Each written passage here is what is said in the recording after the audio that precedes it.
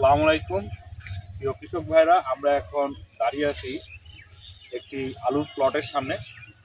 আমরা এখন জানি যে উত্তরবঙ্গে এখন প্রচণ্ড ঘন কুয়াশা দেখা দিচ্ছে ইদানিং সকালবেলা।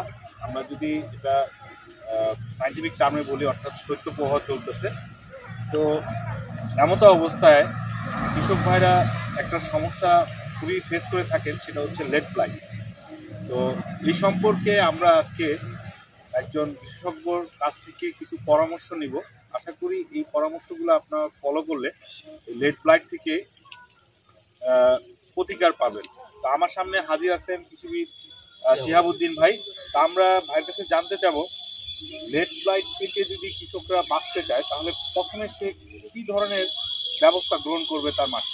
আসসালামু আলাইকুম, আপনাকে অনেক ধন্যবাদ যে আসলে আলু উৎপাদনের এই সময়ে অর্থাৎ শৈত্যপ্রবাহের সময়ে একটা চমৎকার কথা বলেছেন চাষি ভাইদের সমাধানের জন্য।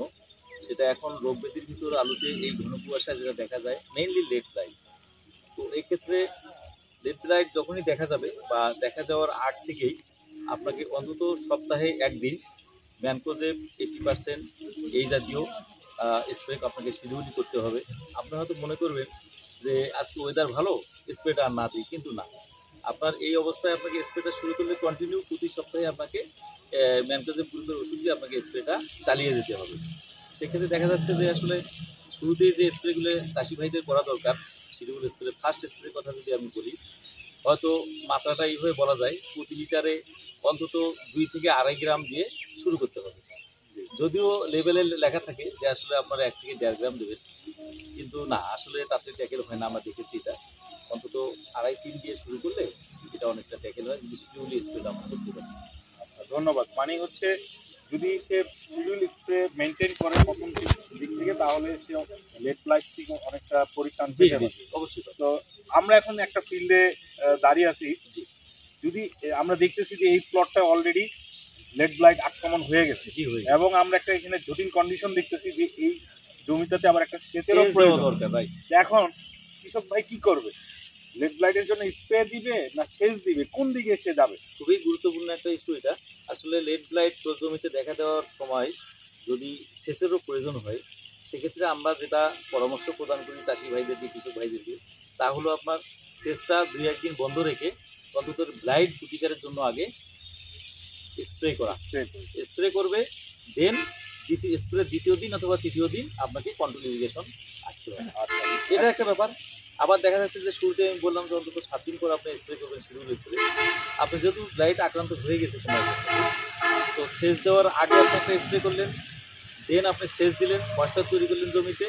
এরপরে 7 দিনের জন্য অপেক্ষা না করে হয়তো 5 দিনের মাথায় আপনি সেকেন্ড স্প্রে করেন, তাহলে অনেকটা আপনি নিরাপদ থাকতে ফসল করেন। এটা আমাদের একটা পরামর্শ আর কি চাষি। আচ্ছা, এখন যেহেতু লেট ব্লাইট আক্রমণ হয়ে গেছে, বা যাদের যে সমস্ত কৃষক ভাইদের জমিতে লেট ব্লাইট আক্রান্ত অলরেডি হয়েছে, তারা কি ধরনের ওষুধ তারা একটা শিডিউল স্প্রে মেনটেন করতে পারে এই সময়? জি, এটা যদি বলা যায় এইভাবে যে আসলে এখন হলো আপনার ইংরেজিতে তারিখ যেটা ফেব্রুয়ারির 3 তারিখ, প্রথম সপ্তাহ।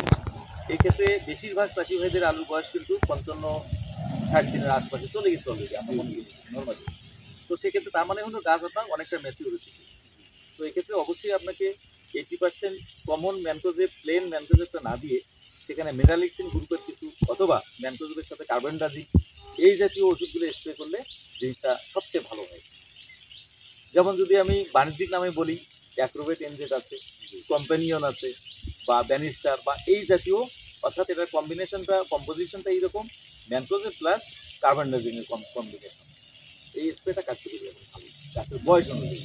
ধন্যবাদ আমাদের কৃষিবিদ শিহাবুদ্দিন ভাইকে তার মূল্যবান সময় আমাদেরকে দেওয়ার জন্য। আশা করি আমাদের যে সমস্ত আলু চাষি ভাইরা আছে তারা অবশ্যই আমাদের কৃষিবিদ শিহাবুদ্দিন ভাইয়ের যে গুরুত্বপূর্ণ পরামর্শগুলো দিয়েছেন আজকে, এইগুলো আমরা অনুসরণ করব। তাহলে আমরা হয়তো আলুর একটি ভালো উৎপাদন এই বছর পাবো ইনশাল্লাহ। ধন্যবাদ। আজকে এই পর্যন্তই। আরেকদিন আপনাদের সাথে অন্য কোনো বিষয় নিয়ে উপস্থিত হব। আল্লাহ হাফিজ।